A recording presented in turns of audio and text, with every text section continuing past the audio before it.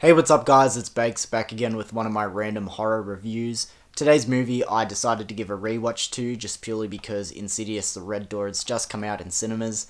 I haven't got a chance to check it out yet, but I thought why not put on 2010's Insidious to give it a rewatch and refamiliarize myself with the story. It seems to be this new Insidious movie, which I believe is part 5, has a storyline connection with this first one and the second one. So, as I said, I thought why not refamiliarize myself with the plot and give a review for you guys, kill two birds with one stone. So, as I said, today's review is 2010's Insidious. We'll quickly go into the plot before we get into my thoughts of this movie. So, in this film, we have a family of 5 living in their house, and some haunting and paranormal supernatural stuff starts to happen. However, their oldest son Dalton has an accident and slips into a coma.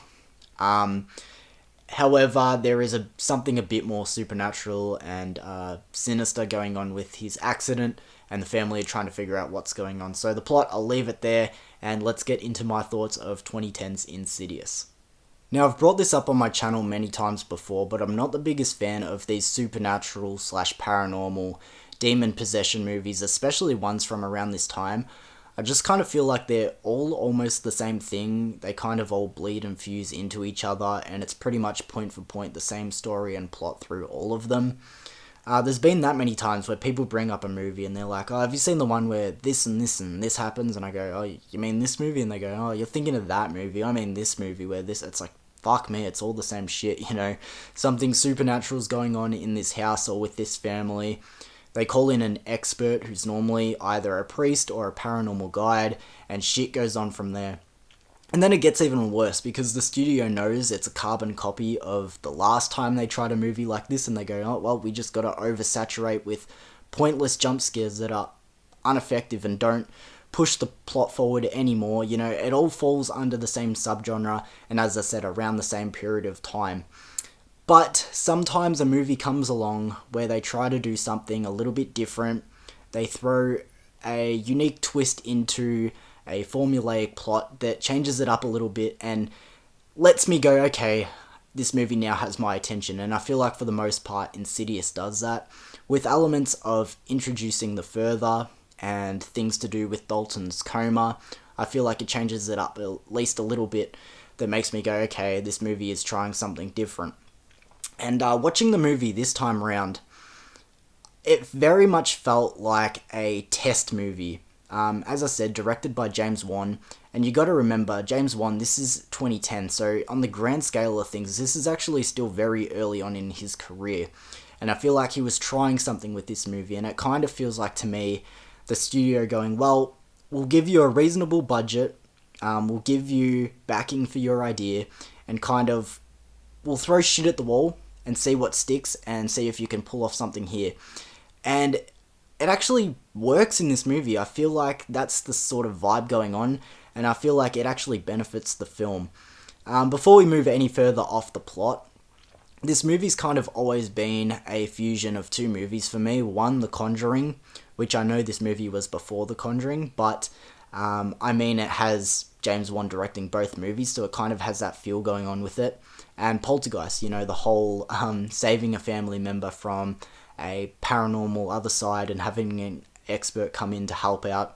It's always been a fusion of those two movies for me, but yeah, they're just some of my early thoughts of this movie.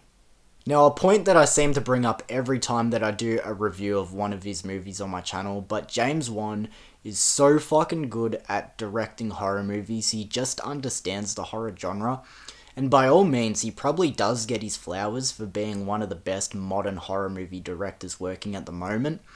And I don't want to pigeonhole him in this subgenre, but I'm going to just because Insidious falls in there. But he is so fucking good at doing paranormal / supernatural horror movies. He has it down to a T. As I said, the Insidious franchise he's done really well with. Conjuring as well. Even some of his other movies where, it has supernatural elements. Dead Silence, even Malignant. He just knows how to do it. And it's almost like, things that I normally get turned off by, I pick up a movie and go, oh, it's from around the 2010s, it looks very formulaic, I'm not sure if I want to check this one out. And then you see James Wan's name, you can wipe the sweat off your forehead. You go, fuck, okay, it's in good hands, and it's not going to be so run by the numbers. And I should have expected that, first time watching this movie, just knowing that it's not going to be so formulaic just because James Wan is involved. Another thing I want to bring up, this movie is so genuinely creepy. There are so many scenes that made me jump with effective jump scares, because as I said, these movies are normally flooded with ones that aren't effective and they just shove them in your face. But James Wan just knows, again, how to do it to a T. This movie is so genuinely creepy. And I mean, a lot of people bring up the over-the-shoulder demon jump scare in this movie, but there's so much more in this movie than that work, and I just want to bring that up because it's so impactful and it just works really, really well. Another thing that I wanted to bring up with this movie upon rewatch is all the familiar faces and their performances in this movie. I mean, first of all, we have Patrick Wilson, who is just great in everything and such a pleasure to watch. Lin Shaye, of course. Ty Simpkin, who plays Dalton in this movie, but now you see him in like Marvel movies and everything, and it's so crazy to look back and see him as like a real little kid. All the Australian actors in this movie. First of all, I think a lot of people don't know that James Wan actually grew up in Australia.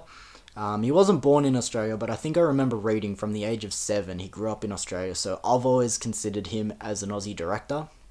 But as I said, Aussie actors, I'm Australian, so I'm just used to seeing those faces. Rose Byrne is in this movie. Lee Winnell and Angus Sampson, who play Tucker and Specs, Australian, so they're just familiar faces, as I said, but they all deliver really good performances. Also, I'm not saying that Aussies can't act, but all really good performances. But one thing that I wanted to bring up, because I think a lot of people forget how main character and how much of a central character Renee, the mum played by Rose Byrne, is in this movie. I think a lot of people reflecting back on this movie think that Lin Shaye is the main character just because her character expands the most through the whole Insidious franchise. A lot of people would probably consider Patrick Wilson as the dad Josh, just because he has that connection with Dalton and he becomes a central figure in the third act. But this whole movie pretty much revolves around Rose Byrne as Renee, and that took me off guard because, as I said, even in my mind, I remembered it kind of being Josh and Lin Shaye, but as I said, they play more of a central role in the third act. But it's all pretty much on Rose Byrne in the first two, and she does a really, really good job. So I just wanted to highlight her performance in particular because I feel like that really goes under the radar. Now, before I get to my final thoughts and ratings of this movie, I do want to bring up my one main negative that I have for this one, and I will need to explain myself deeply for this, but my least favourite part of this movie is the third act, and why I need to explain myself is because one thing that I brought up earlier is this movie's unique twist of introducing the Further and Dalton's coma.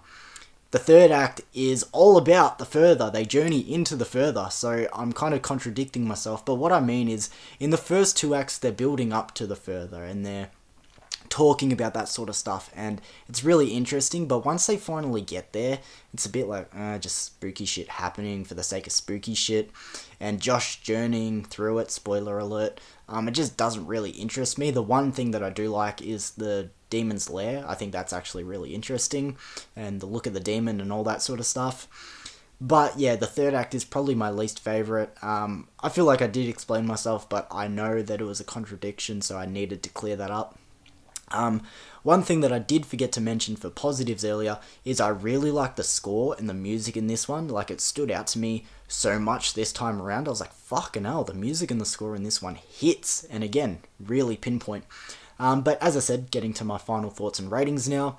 This movie, as I said, it's not a run-of-the-mill, run-by-the-numbers, supernatural, paranormal movie. As I said, James Wan is at the wheel. Pretty much just give him something and he'll make it work. Insidious for me is an 8 out of 10. Obviously not perfect, but by all means, really rewatchable, really enjoyable, and definitely one of the better paranormal, supernatural, demon possession, whatever you want to call it, movies from around this time. So as I said, James Wan's Insidious from 2010, I'm going to give an 8 out of 10. But as I said, thank you for joining me for this random horror review, guys. I still got to check out Insidious The Red Door. Hopefully it's alright. To be honest, I'm not a big fan of Insidious Chapter 2, which a lot of people really enjoy. I think Insidious Chapter 3 is actually pretty solid, and that one was directed by Lee Winnell. The Last Key is pretty bad. But The Red Door, I'm hopeful for. Let me know if you guys have seen it and if it's any good. Hopefully I'll see it sometime soon. But as I said, thank you for joining me for this random horror review, guys, and I'll see you again soon. Peace.